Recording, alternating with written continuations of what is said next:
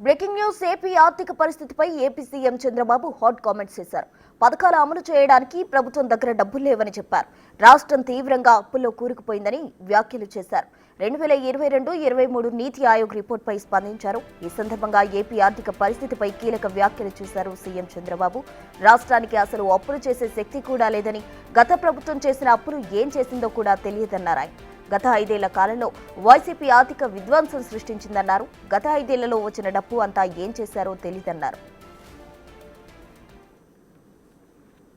ఎస్సీలకు పెట్టాను అని మాట్లాడే ప్రభుత్వం ఏ మాత్రం కూడా ఒక్క రూపాయి కూడా పెట్టకుండా వచ్చిన డబ్బుల్ని ఏం చేశారో దిక్కు తెలియకుండా ఖర్చు పెట్టి మొత్తం విధ్వంసం చేసే పరిస్థితికి వచ్చారు.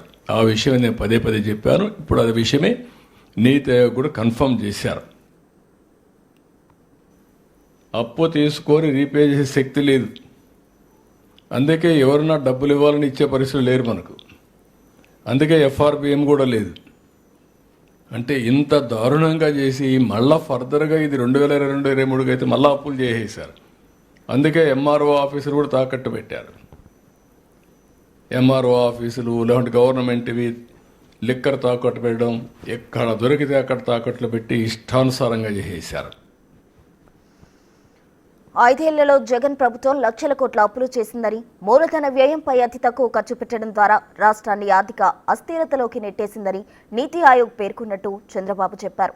విధాన నిర్ణయాలు చేసే పాలకులు అసమర్థులు, అవినీతిపరులు, పరిపాలన తెలియని వారు అయితే ప్రజలంతా ఇబ్బంది పడతారని తెలిపారు. ఆర్థిక వ్యవస్థ అస్తవ్యస్తమైతే సంక్షేమ కార్యక్రమాలు అమలు చేయడం కష్టంగా మారుతుందన్నారు.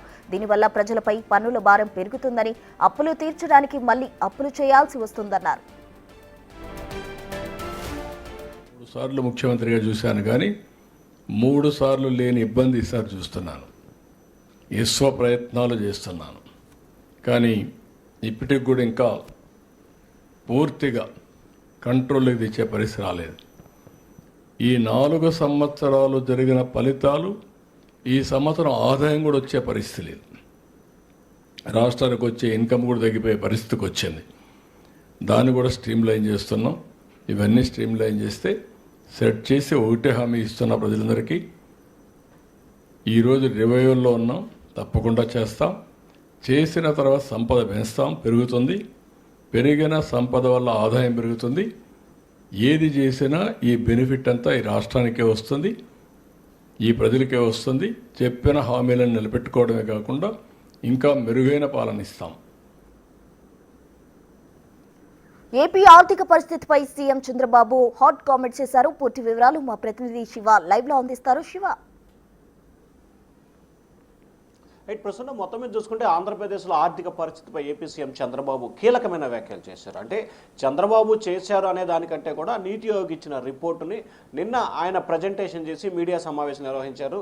ప్రస్తుతం ఆంధ్రప్రదేశ్ అప్పు 7,65,000 కోట్ల రూపాయలుగా చూపించారు. అలాగే జిఎస్డిబి అంటే 0%, 0% ఉన్న ఘనత ఉంది. ఒకప్పుడు ఆంధ్రప్రదేశ్ బీహార్ కంటే దారుణంగా తయారవుతుంది. బీహార్ దేశంలోనే అత్యధికంగా దారుణంగా ఉన్న రాష్ట్రం బీహార్. అంటే ఈరోజు మొత్తం 18 రాష్ట్రాల్లో నీతి ఆయోగ్ సర్వే నిర్వహిస్తే దాంట్లో ఆంధ్రప్రదేశ్ 17వ స్థానంలో ఉంది. అంటే మొదటి నుంచి 17వ స్థానానికి ఉంది, కానీ బీహార్ మాత్రం 13వ స్థానంలో ఉంది. ఇక పంజాబ్, చండీగఢ్, తెలంగాణ అన్ని రాష్ట్రాల కంటే అట్టడుగు స్థానానికి ఆంధ్రప్రదేశ్ చేరుకుంది. ఇక 2014 నుంచి 2023 వరకు నిర్వహించిన సర్వేలో గతంలో ఏదైతే ఆర్థిక పరమైన అంశాలకు సంబంధించి పూర్తి స్థాయిలో అప్పటికున్న పరిస్థితులు, ప్రభావాల్ని మనం అంచనా వేసుకుంటే అప్పటికి ఇప్పటికి చాలా వ్యత్యాసం ఉంది. దాదాపుగా 7 లక్షల కోట్ల రూపాయలు పూర్తి స్థాయిలో వెనకడుగు, అంటే పూర్తి స్థాయిలో లోడ్ బడ్జెట్గా ఉంది. ఇష్టానుసారంగా ఖర్చులు పెట్టడం, దుబారా ఖర్చులు, అంటే రెవెన్యూ పూర్తి స్థాయిలో తగ్గడం, వ్యయం మాత్రం డబల్ అయిన పరిస్థితి కనిపిస్తుంది. అప్పులు తీసుకురావడం, ఆ అప్పులు ఎందుకు ఖర్చు పెట్టారో ఏం చేశారో తెలియని పరిస్థితి కనిపించింది. తద్వారా రాష్ట్రంలో ఆర్థిక పరిస్థితి ఎక్కువ అవటం, తీసుకొచ్చిన అప్పులకు వడ్డీలు కట్టడం, అలాగే ఉద్యోగులకి జీతాలు, పెన్షన్లు, మెయింటెనెన్స్ చేయడానికే ప్రతిరోజు కూడా ఇబ్బందులు పడుతున్న పరిస్థితి కనిపిస్తూ ఉంది. కేంద్ర ప్రభుత్వం ఆదుకుంటుంది కాబట్టి పోలవరం ప్రాజెక్టు కానీ, రాజధాని నిర్మాణం కానీ, విశాఖ స్టీల్ ప్లాంట్కి సంబంధించి కానీ, ఉత్తరాంధ్ర రైల్వే జోన్ వల్ల కొంత మెరుగైన ఫలితాలు తీస్తున్నాం. లోడ్ బడ్జెట్ ఉన్నప్పటికీ పెన్షన్ని 3,000 నుంచి 4,000 చేశాం. అలాగే రాష్ట్ర వ్యాప్తంగా 895 కోట్ల రూపాయలు కేటాయించి మహిళలకి 3 ఉచిత గ్యాస్ సిలిండర్లు కేటాయిస్తున్నాం. రానున్న రోజుల్లో ఏదైతే హామీలు ఉన్నాయో తల్లికి వందనం కానీ, రైతుకు సంబంధించిన భరోసా కార్యక్రమం కానీ, మిగిలిన హామీలు ఉచిత బస్సు కానీ ఇవన్నీ కూడా త్వరలోనే అమలు చేస్తాము. ఒకటి రైతు నష్టపోవాలి, లేకపోతే ప్రభుత్వం నష్టపోవాలి. కానీ రైతుని నష్టపోయేందుకు తాము సిద్ధంగా లేము. ఆదాయాన్ని పెంచే దిశగా ప్రయత్నాలు చేస్తున్నాం. తద్వారా ఫలితాలు సాధించి మెరుగైన హామీలు ఇచ్చిన హామీలతో పాటు మెరుగైన హామీలు ఇంకా ఎక్కువ హామీలు ఇచ్చేందుకు ప్రయత్నాలు చేస్తామని చెప్పి చంద్రబాబు చెప్తా ఉన్నారు. తలసరి ఆదాయం దాదాపుగా 5 లక్షలకు చేరుకునే అవకాశాలు కనిపిస్తున్నాయి. ప్రస్తుతం ఆంధ్రప్రదేశ్కు సంబంధించి జిఎస్డిబి రేటు కేవలం 5 నుంచి 6% మాత్రమే ఉంది. ఇప్పుడు 7.5% తీసుకొచ్చే ప్రయత్నం చేస్తున్నాం. రానున్న సంవత్సరంలో 15% తీసుకొస్తే తద్వారా పరిశ్రమలు వస్తాయి, అలాగే మనీ ట్రాన్సాక్షన్ జరుగుతుంది, ఆంధ్రప్రదేశ్కి ఆదాయం పెరుగుతుంది. తద్వారా ఏదైతే హామీలు ఇచ్చామో ఆ హామీలను అమలు చేయడానికి ప్రభుత్వానికి సులువవుతుందనేది చంద్రబాబు ఆలోచనగా కనిపిస్తూ ఉంది. అదే అంశాన్ని కూడా ఆయన స్పష్టం చేసిన పరిస్థితి కనిపించింది. కానీ గణాంకాల ప్రకారం ఏదైతే నిన్న సీఎం చంద్రబాబు చెప్పిన గణాంకాలను మనం పరిశీలిస్తే ఆంధ్రప్రదేశ్కు సంబంధించి తలసరి ఆదాయం చాలా తక్కువగా ఉంది. కానీ తలసరి అప్పు మాత్రం 2 నుంచి 3 రెట్లు పైగా ఎక్కువగా ఉంది. అంటే ఆంధ్రప్రదేశ్లో పుట్టిన ప్రతి పౌరుడికి నిజంగా చెప్పాలంటే ఈ క్షణాన పుట్టిన పౌరుపై కూడా ఆదాయం 0 ఉంటుంది, అప్పు మాత్రం వేలలో ఉండే పరిస్థితి కనిపిస్తూ ఉంది. సో ఆంధ్రప్రదేశ్ ఆర్థిక పరిస్థితి పూర్తి స్థాయిలో అప్పు కూడా ఇచ్చే పరిస్థితి లేదు. ఆంధ్రప్రదేశ్ అంటే అప్పు ఇవ్వాలంటే భయపడే పరిస్థితి వస్తుంది.